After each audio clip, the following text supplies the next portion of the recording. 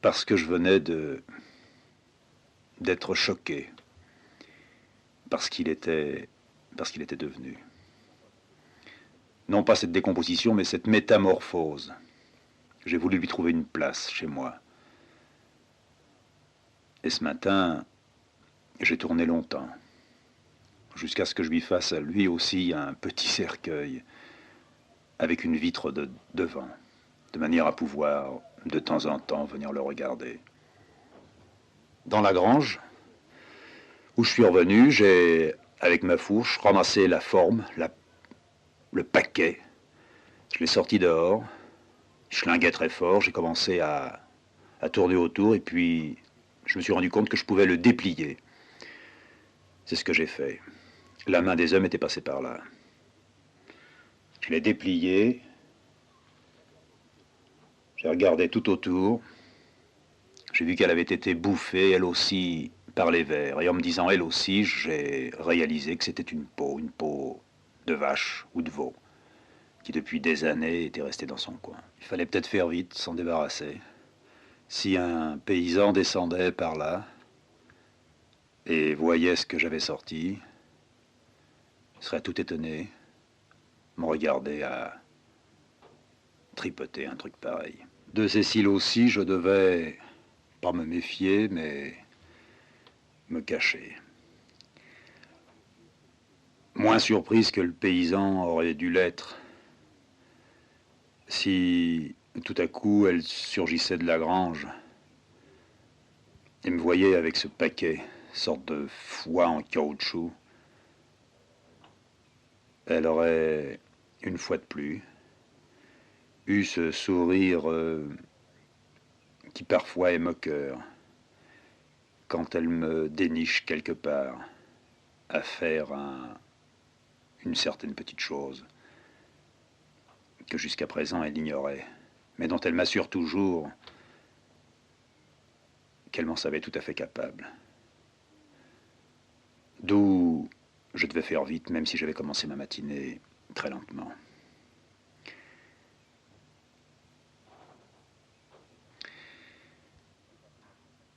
Puis j'ai passé ma petite matinée comme ça, à bien l'inspecter, sans avancer d'un millimètre, étant donné que j'avais pas envie d'avancer. Puis je l'ai replié comme il l'avait plié, j'ai décidé que j'allais la foutre au dépotoir. Je suis rentré dans ma grange, j'ai rangé ma fourche, et là où je range ma fourche, j'avais une pelle. Je me suis dit, bah, je pourrais peut-être faire tout de suite le trou. Le trou pour la foutre dedans sans aller la mettre au dépotoir. Ce que j'avais pensé était vrai, un chien affamé pourrait la bouffer. J'ai donc décidé de faire un trou là sur le petit monticule qui se trouve juste devant la maison et qu'ils appellent sous la velle. Après tout, sous la velle, ça y allait peut-être bien, c'était peut-être une petite velle. Seulement sous la velle, c'est à la fois fait de rochers, de buissons, et quand l'hiver est passé par là-dessus, c'est encore gelé, c'est encore dur. Avec ma pelle, j'enfonçais pas dans la terre. Alors j'ai pensé qu'il me fallait une pioche. J'allais chercher ma pioche. Puis j'ai pioché. J'ai arraché des racines, j'ai commencé à faire vaguement un trou qui ne descendait pas très vite. J'ai sorti des pierres de là-dedans, en dessous les racines. Première pierre, ou les quelques premières pierres, bon bah c'était des pierres rondes ou des pierres toutes biscornues. Et au fur et à mesure que je descendais là-dedans, bah, les pierres n'étaient plus biscornues, les pierres étaient taillées, ou avaient été un peu taillées sur un angle. J'avais donc la preuve que je n'avais pas recherché, mais qu'ici vraiment on avait construit quelque chose. Puis en dessous les pierres, là où j'aurais dû retrouver la terre, j'ai découvert une sorte de petit dépotoir. Séraphin qui avait une petite baraque là, à cet endroit. Quand elle s'était écroulée, ou avant qu'elle s'écroule, venait jeter ses saloperies. Non pas des saloperies putriciles, mais d'autres choses. J'ai retrouvé des flacons, des vieux flacons, avec des réclames dessus. Des réclames non pas en étiquette, mais coulées dans le verre. J'ai commencé à casser ça, puis après je me suis dit qu'il fallait que j'y aille plus lentement, plus délicatement. Alors c'était avec mes mains que je me suis mis à fouiller là-dedans. Il y avait encore là aussi une autre odeur. Une odeur qui n'avait plus rien à voir avec le moisi, qui avait dépassé la décomposition, mais des objets qui n'avaient pas pu se décomposer. Au-delà du verre, je trouvais des vieilles boîtes de conserve qui étaient rouillées, qu'à peine je les touchais, qui se séparaient comme de l'ardoise entre mes doigts. J'ai trouvé une vieille cuillère. Cuillère, on l'avait volée. C'était pas une cuillère en argent. C'était une cuillère en ferraille ou en je ne sais trop quoi qu'on avait argentée. Et là où la ferraille avait réussi à faire craqueler le métal, l'eau s'était glissée et avait lentement laissé se fixer la rouille. Alors je pouvais retirer la très mince pellicule d'argent qu'il y avait dessus. Une cuillère toute tordue, usée dans le bout, rongée. Quand j'ai eu fait mon trou, j'ai pas eu d'autres découvertes. C'était un trésor très pauvre. Bouteille, boîte de conserve pourrie et une cuillère. J'ai foutu la peau dedans, j'ai rejeté les pierres, mis de la neige, puis je suis rentré chez moi. J'avais dans ma tête ma nuit, et puis, n'appelons pas ça une expérience, mais ce que j'avais tenté hier soir avec Cécile. Pas parce que j'avais trouvé une peau, la peau m'avait ramené à ça, d'ailleurs tout m'aurait ramené à ça, même si j'avais pris la bagnole et si je m'étais mis à rouler dans la campagne. Il fallait que je remonte chez moi.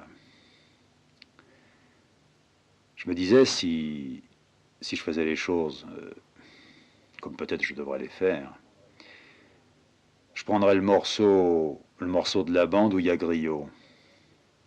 J'irai le voir. Et je lui dirais, Griot, j'aurais un petit service à vous demander.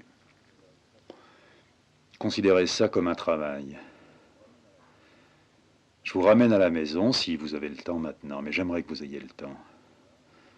Je vous ramène chez moi, on monte dans l'atelier. Et puis là, eh bien, nous allons fumer, on va boire. Je vais vous faire écouter quelque chose. Vous savez ce que c'est que la radio? Bah, disons que ça va être un peu comme de la radio. Je lui montrerai bah, mon atelier, puisque lui, j'ai jamais fait venir là-dedans. Je l'ai fait venir en bas, dans la maison, dans la cuisine, mais pas dans l'atelier. Alors je lui montrerai le magnétophone. Je lui dirai, voilà, ça c'est comme un petit poste de radio, et puis tout le reste, bon, bah, vous regardez, quoi. Là, j'ai un vrai poste de radio, là, j'ai une machine à écrire. Alors vous vous mettez dans le fauteuil, ici, par exemple, vous serez pas mal. Oui, c'est ce que je vais faire, c'est ce que je devrais faire. Alors c'est ce que je vais faire ou pas? Je devrais demander un conseil à Cécile. Mais... Ou bien Cécile me dira oui, ou bien elle me dira non. Elle trouvera des explications pour me dire pourquoi elle pense que c'est pas bon, ou... Non, je lui demande rien. Non, je vais sortir. Je vais sortir, je vais aller le voir. Je suis sorti. J'essayais de tourner des tas de petites phrases dans ma tête en me disant que dans le fond, le plus simple, c'était de faire comme j'avais pensé, quoi. Venez, j'ai un service qui est un travail. Un service qui est un travail. Si c'est pour le faire asseoir dans un fauteuil, il comprendra ni le service ni le travail. Je sais, il n'a jamais rien entendu. Il n'a même pas de radio. Enfin, il sait ce que c'est. Je lui dirai pas... je serais bien obligé de lui dire de quoi il retourne. Il entendra bien à un moment donné son nom, Griot. Il me regardera, il sera... Oh, tant pis, je m'en fous, on verra. Bon, je suis monté dans ma petite ruelle, j'ai tourné à droite, j'ai suivi la toute petite route pendant une 50aine de mètres. J'ai retrouvé son énorme tas de neige devant sa maison. J'ai vu son gosse. J'ai dit, ton père est là? Ouais, monsieur, est à la cuisine. Travail? Oh non, monsieur, on a fini. On a récuré les tables et... Non, ça y est. Il va pas à la ville aujourd'hui. Non, non. Bon, bah très bien. Je suis rentré dans sa cuisine. Il était là avec sa femme et puis ses mômes. Lui, il fumait, sa femme, elle épluchait les patates. Bonjour, monsieur Griot. Vous faites rien, là, en ce moment? Oh, bah non, pourquoi? Vous avez besoin d'un coup de main? Euh... J'ai besoin... Oh, j'ai besoin d'un coup de main, enfin... Ah, puis ça a commencé à se bousculer, quoi. Bah, asseyez-vous. Ah oui, merci, je... Alors, qu'est-ce que c'est? Oh, bah, c'est un service, quoi. Enfin, non, dans le fond, c'est pas un service, c'est un... Oh, bah, si, c'est un service, quoi. Je voulais dire que ça pouvait être un travail, mais... Je voudrais vous faire venir à la maison. Oh, ouais, bon, bah, tout de suite. Oui, mais j'aurais besoin de vous prévenir. Ah, qu'est-ce qu'il y a? Votre femme est malade? Non, non, non, c'est pas du tout ça. Elle, sa femme, elle avait arrêté d'éplucher, elle me gaffait avec une drôle de gueule. Et moi aussi, je les regardais.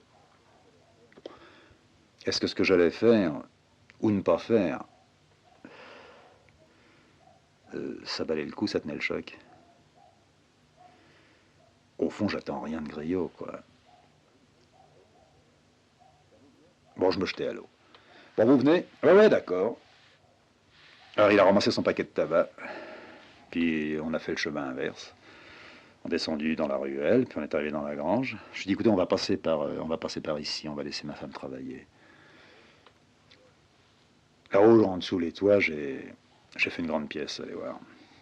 C'est là que, c'est là que je voudrais vous montrer, enfin vous montrer, quoi, vous verrez bien. Lui, il n'était pas du tout intrigué, au contraire, très, très décontracté, comme je crois qu'il est toujours. On a monté les escaliers, moi j'étais devant lui. Au fur et à mesure que j'approchais, je me disais, je suis un con. Je fais en tous les cas une connerie, ça c'est sûr. J'ai quand même poussé la porte de l'atelier, puis je lui dis, bon ben, voilà, c'est ça chez moi. C'est là-dedans que je passe mes journées, si vous voulez, c'est là que je travaille, quoi. Pour lui, c'était simple. C'est là que je travaille, bah c'est suffisant. Il est arrivé, il a mis ses pieds sur l'espèce de tapis en coco que j'ai par terre. Il m'a dit, je vais tout vous dégueulasser. Je dis, mais vous dégueulasserez rien, rentrez, rentrez, rentrez. Qu'est-ce que je vous offre? Petite goutte de gnôle à cette heure-ci, ça vous fera pas de mal, non? Ou vous voulez qu'on boive un canon? Du rouge, du blanc? Ce que vous voulez. Non, non, mais dites-moi vous, qu'est-ce que vous voulez? Du rouge? Non, Enfin, si vous avez du blanc, ouais, j'aurais mieux bu du blanc. À cette heure-ci, c'est mieux. Bon, bon, ben alors je vous laisse une seconde, hein. Bah, regardez, là, il y a un journal, là, si... Enfin, asseyez-vous, quoi. Je suis descendu, j'ai pas fait de bruit, j'ai pas voulu que Cécile me demande qui était là. Je suis allé chercher une bouteille de blanc dans la cave, je suis remonté avec 2 godets.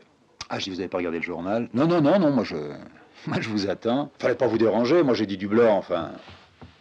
J'aurais bien... Oh, on peut rester sans rien prendre, si on va prendre du blanc. J'ai débouché mon litron, puis on a commencé à trinquer. On a bu un verre, 2 verres, 3 verres, et je dis maintenant c'est le moment, quoi.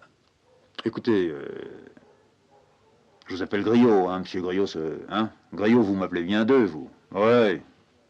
Bon, mais écoutez, Griot, voilà. Ce que j'ai appelé un service ou un travail, c'est... Oh, dans le fond, c'est pas vrai, quoi. Alors, Griot me regardait. Il essayait de... Je crois qu'il essayait de piger un peu, mais sans aller en avant. Lui, chaque mot voulait dire un petit quelque chose, et puis il s'arrêtait à ça. Si je m'arrêtais de parler, bah, il s'arrêtait d'entendre. Je me suis levé, puis j'ai dit, voyez-vous, ça c'est ma table de travail. Enfin, j'ai plusieurs tables de travail. Ça, c'en est une sur laquelle je fais des machins, quoi. Ça, c'en est une autre sur laquelle je fais encore d'autres machins. Puis alors là, vous voyez, cette machine à écrire, eh bien, c'est là-dessus que je tape des lettres, c'est avec ça, quoi, que je bosse. Ah, il hochait de la tête. C'est très simple. Je dis, ça, cette espèce de petit truc plat, là, c'est comme un poste radio. Alors, il s'est levé, il est venu sur la table, j'ai donné un petit coup de lumière. Oh, bah, si c'est un poste de radio, il est en panne. Je dis, non, non, il n'est pas en panne. C'est avec ça aussi que je travaille. Alors, tout genre, le griot impassible. Il regardait le petit poste plat. Je dis, voyez-vous, là-dedans, bon, bah, je vais mettre des petites machines, là, et où ça, là, qui est très plat. Je vais les glisser là-dedans, je vais appuyer sur un bouton, et puis on va entendre une voix.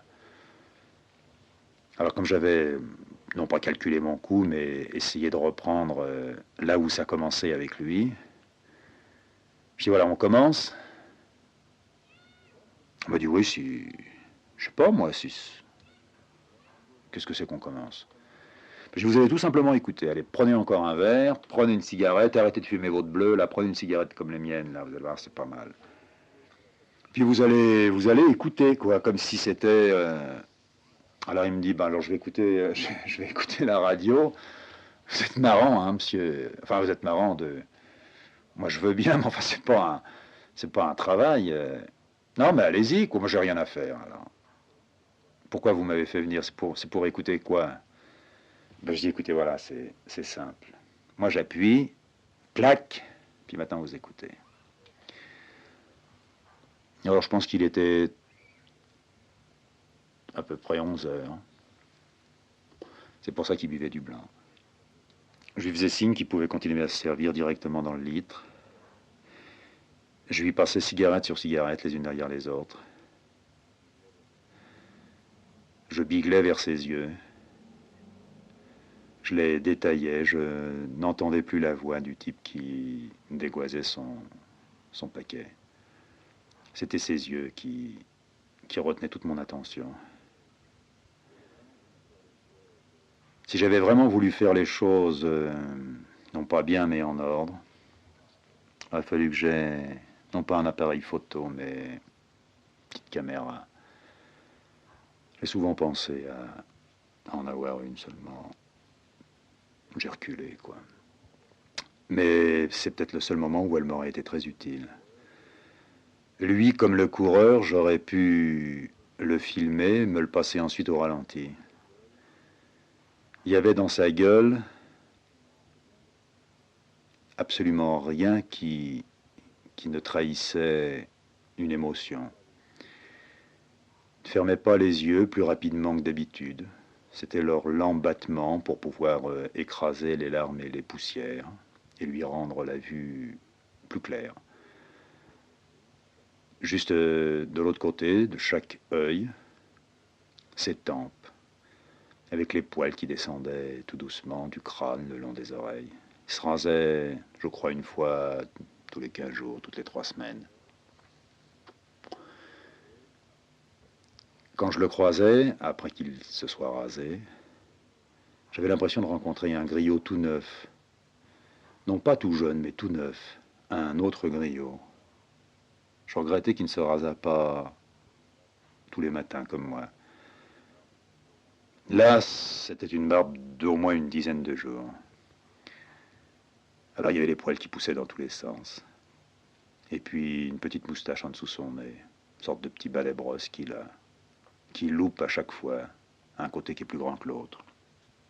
Avec des poils qui tombent des trous du pif.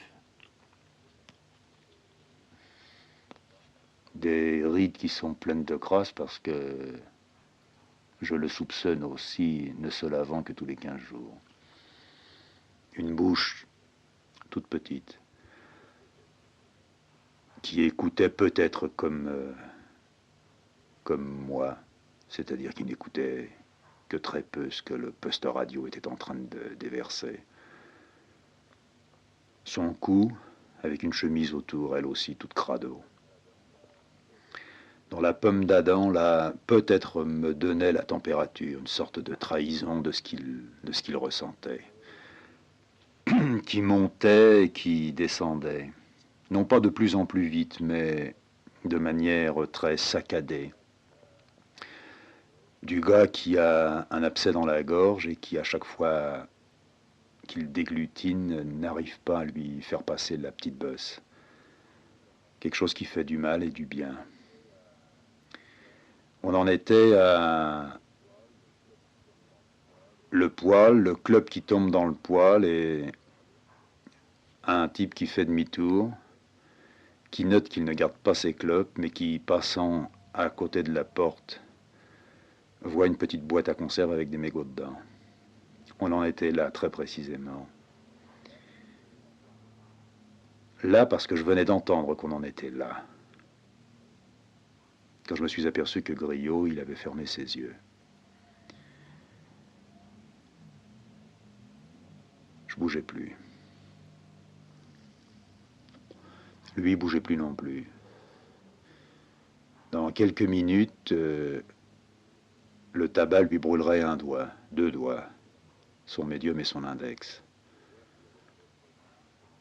Le verre qu'il avait dans l'autre main commençait à s'incliner.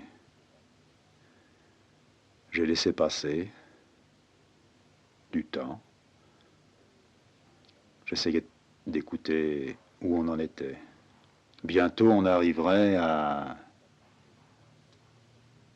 la grande venue d'un mec aux cheveux tout blancs et presque rasés sur le crâne, que j'avais eu du mal à reconnaître comme étant son gendre. Non, pas son gendre, son beau-père. Et sa femme se mettrait à parler. Il entendrait la voix de sa femme imitée par quelqu'un. Peut-être le même quelqu'un qui était venu le chercher chez lui quelques minutes avant et qui lui avait demandé un service, un travail. Comme le temps s'écoulait au rythme d'une voix, puis que sa cigarette devenait de plus en plus courte, j'ai voulu faire non pas un petit test, mais avancer une main et venir sortir le petit clope qui était pincé entre les doigts, tout doucement, tout délicatement, comme si je retirais un pansement. Vous savez, quand les pansements sont collés à une plaie et qu'on est obligé de mettre un peu d'eau avec de l'oxygéné pour humecter la base. Là, je n'avais pas d'eau à mettre. J'avais tout simplement à pincer délicatement et rapidement, si je voulais le retirer avant qu'il se brûle, retirer le mégot. J'ai réussi à retirer le mégot. Tout doucement, le faire tomber dans le cendrier, l'éteindre. Puis la même main, je l'ai tendue vers celle qui tenait son verre. J'ai tiré là aussi, très très délicatement. J'ai ramené le verre un peu plus droit. Il y avait encore un peu de vin blanc dans le fond, puis je l'ai posé sur la table. J'ai regardé cette main qui était restée ouverte, avec ses gros doigts, non seulement tout crasseux, ses gros doigts presque morts. Il aurait pu être mort. Et progressivement, ses doigts se sont rapprochés les uns des autres jusqu'à ce qu'il les ferme, qu'il en fasse comme un poing. Je me suis demandé si d'un seul coup il n'allait pas se détendre et m'en foutre un coup en pleine gueule.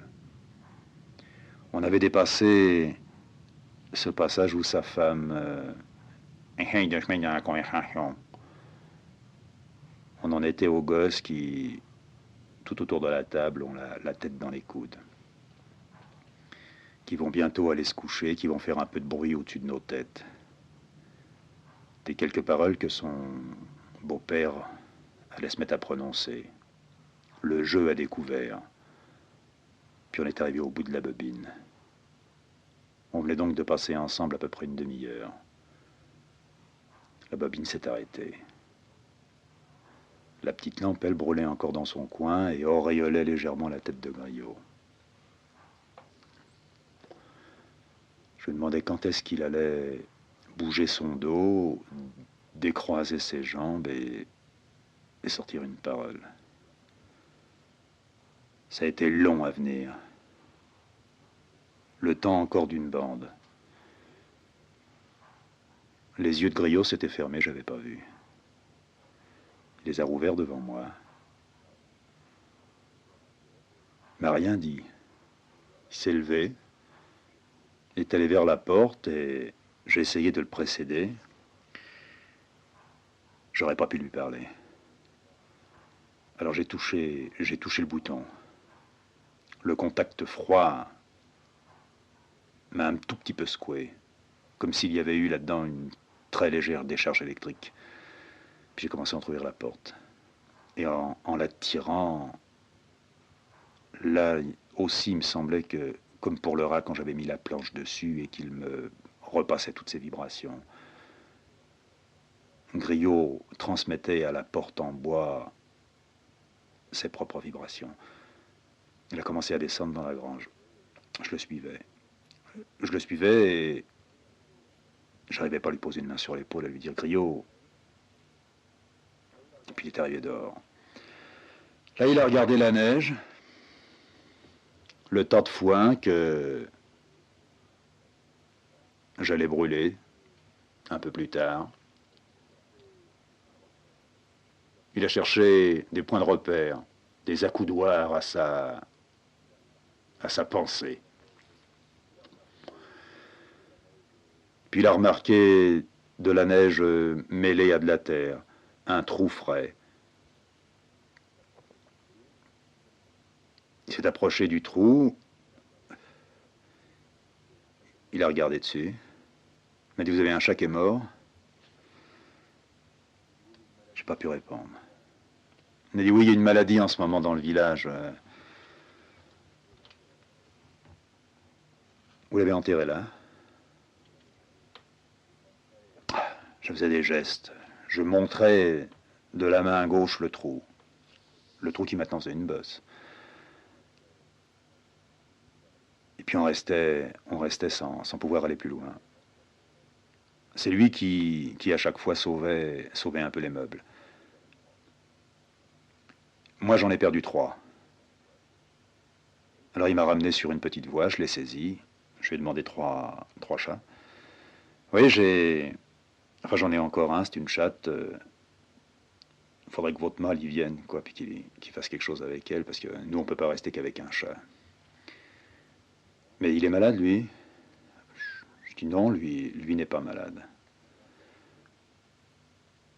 Il a bien regardé. Puis il a fini par me sortir. C'est ça que vous vouliez me demander? J'ai dit oui. Il m'a dit, il n'y a rien à faire, vous savez. Quand les chats ont cette maladie-là, il n'y a vraiment rien à faire. Même le veto, il peut rien foutre là-dedans. C'est une maladie qui les prend presque tous les ans. Il y en a qui passent au travers. Mais presque tous les ans, à la fonte, on dirait que toute la pourriture leur donne le mal. Moi, j'ai vu tout de suite comment ça commençait, méga longtemps de ça. Ils ont un petit peu de bave de chaque côté de la gueule, puis ils mangent pas. On leur donne du lait, mais ils ont du mal à sortir la langue. Elle devient, vous savez, elle devient très grosse, là, un peu comme une langue épaisse. Une fois, j'ai voulu regarder à l'intérieur, j'ai vu, il y avait plein de boutons sur la langue. Puis, oh, disons, 2-3 jours après, quoi, c'est fini. Ils se mettent à gonfler, à avoir un gros coup. Puis là, il faut les s'achever, quoi. Moi, c'est pas moi qui le fais, c'est le beau-père. Il leur file un coup de fusil, une cartouche, ça coûte pas cher. Vous l'avez laissé mourir comme ça. Je l'ai trouvé mort. Ben, il a dû souffrir, hein, parce que, vous savez, c'est pas marrant, hein, d'avoir ce qu'elles ont, ces bestioles. On n'a jamais rien pu faire, hein. Il y en a qu'on a essayé, qu'on a foutu en dessous la cuisinière, tout ça. Non, vous y arriverez pas. Je comprends, ça vous emmerde. Ah, je dis oui, ça m'emmerde. Qu'est-ce que vous voulez? Il disait, qu'est-ce que vous voulez? Il redisait, qu'est-ce que vous voulez? Oh, je dis, bah, je veux rien, quoi. Non, là, je peux pas. Je peux vraiment pas, monsieur. Je, vous comprenez? Moi, maintenant, oui, bien sûr, vous m'avez dit, c'est un service ou un travail, mais moi, je peux rien vous faire, quoi. Si vous voulez, mon beau-père viendra avec son fusil, puis il leur filera une cartouche, quoi. Si c'est ça, quoi, ouais, d'accord, oui, c'est un travail comme un autre, quoi. Vous avez qu'à lui demander. Moi, je lui en parlerai. Moi, je veux bien. Bon, bah, je vous laisse, quoi. Merci pour, merci pour le coup de pinard, hein. Puis je vous ai dérangé. Excusez-moi. Alors, je l'ai vu remonter. La petite ruelle, puis j'ai retrouvé ses bras de chaque côté de son corps, avec la même main et cette espèce de démarche lourde, balourde qu'il a. Dans l'après-midi, J'ai encore essayé un petit coup d'écouter un fragment des bandes. J'ai éteint, pris mon paquet de cigarettes et j'ai pris encore un coup le chemin de Griot. Il était encore dans sa cuisine. À la fin de l'hiver, on ne bouge plus des cuisines. Il m'a semblé que pour la première fois, Griot était très détendu avec moi. Il a tout de suite plongé vers un placard, il a sorti 1 litre de vin, il y a toujours des verres sur la table, il en a rincé un. On a été au rouge, là, c'est l'après-midi. Il m'a dit, asseyez-vous à la vôtre. Puis il a avancé son bras, il s'est tapé son godet, je me suis envoyé le mien, il m'en a refilé un autre. Sa femme est rentrée. Elle aussi, il m'a semblé qu'elle était plus libre avec moi. Pourtant, elle ne parlait pas, me regardait en souriant. Il y a 1 ou 2 gosses qui sont revenus, ils sont collés dans ses jambes, après qu'ils sont venus vers moi, qui se sont approchés, qui ont touché mon froc de velours, qui auraient voulu que je leur donne un bonbon. J'ai sorti mes cigarettes et puis j'ai dit, tiens, tu donneras ça tout à l'heure à ton père. Tu donneras une cigarette, hein. Toi, j'ai pas de bonbon. Mais c'est comme si tu donnais un bonbon à papa. La mère, elle riait, elle gloussait. Puis Rio, il m'a dit, vous savez, j'y ai repensé et on en a reparlé un peu avec la Juliette. C'est comme ça que j'ai appris qu'elle s'appelait Juliette, sa femme. Si vous voulez, enfin je vous propose, hein, vous savez, ça va si vite. Je vous propose, on va aller chez mon beau-père. Juliette, elle est sûre qu'il va être d'accord. Vous allez lui demander, et puis c'est vous qui allez faire ça, quoi. Il s'est levé, il a terminé son godet, mais il dit, allez, on fait ça, quoi. C'est pas la peine de laisser durer, de laisser traîner. Venez, on va chez lui. On va chez le vieux. On était arrivé chez le vieux Maclay qui était dans sa cuisine, qui lui aussi fumait du tabac et buvait du pinard avec sa femme qui était là assise, qu'on voit si rarement dans le village. Puis Griot lui a dit, écoutez vieux, il y a 2 qui m'a parlé ce matin, qui m'a dit quelque chose et on en a causé avec Juliette. Il faudrait que vous lui passiez votre fusil. Alors Maclay, il l'a regardé. Il n'a pas eu besoin de lui demander pourquoi. Il a tendu un bras, il a pris le fusil. Puis il me l'a passé. Je me suis retrouvé avec un fusil entre les pognes. Griot lui a dit, il y a ce qu'il faut dedans. Ouais, il y a ce qu'il faut. Elle m'a dit, bah alors allez-y, monsieur. Allez-y.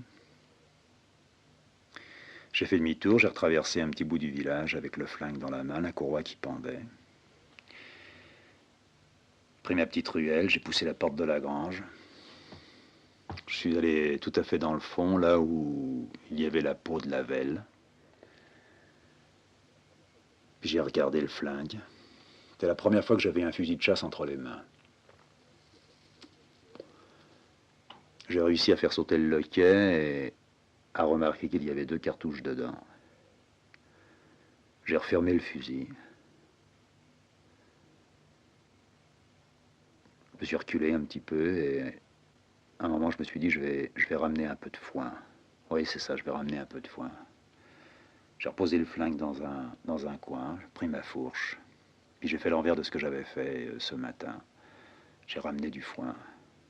On a refait un bon petit tas. Puis à 2 mètres, j'ai tiré 2 grands coups de flingue qui ont résonné dans toute la baraque. Cécile est sortie comme une folle. Elle a couru vers moi, elle a traversé toute la grange, en ouvrant à la fois sa bouche, ses bras, ses jambes. Il y avait encore un peu de fumée, puis cette odeur de poudre qui sortait du flingue. « Qu'est-ce que tu as fait ?» Je dis, bah j'ai tiré 2 coups de flingue. « Mais d'où tu sors? Mais qu'est-ce que c'est que ce fusil ?» « C'est le fusil de Maclay. »« Mais pas un peu fou de tirer 2 coups de flingue? Puis qu'est-ce que tu lui as dit? Comment tu as eu un fusil? Comment Maclay t'a prêté son fusil? Mais tu te rends pas compte de ce que t'as... Mais tout le village va se demander. Puis t'as tiré dans quoi? Je dis, j'ai tiré dans le tas de foin, là. Alors depuis ce matin, c'est ça que tu fais. Moi, je croyais que t'étais dans l'atelier. T'as voulu... Non, non, non, pas du tout. Non, Cécile, j'ai pas du tout voulu... D'abord, tu sais très bien que, au fond, je veux pas. Non, c'est... Oh, si on rentrait au lieu de rester dans la grange, il fait pas chaud. Non, mais dis-moi. Elle était toujours... Elle était encore secouée par les 2 détonations qui étaient parties coup sur coup. Pan, pan. On aurait pu, si on avait bien tendu l'oreille, entendre dans la montagne l'écho qui se répercutait en pan, pan, pan, pan, pan, pan. Dis-moi.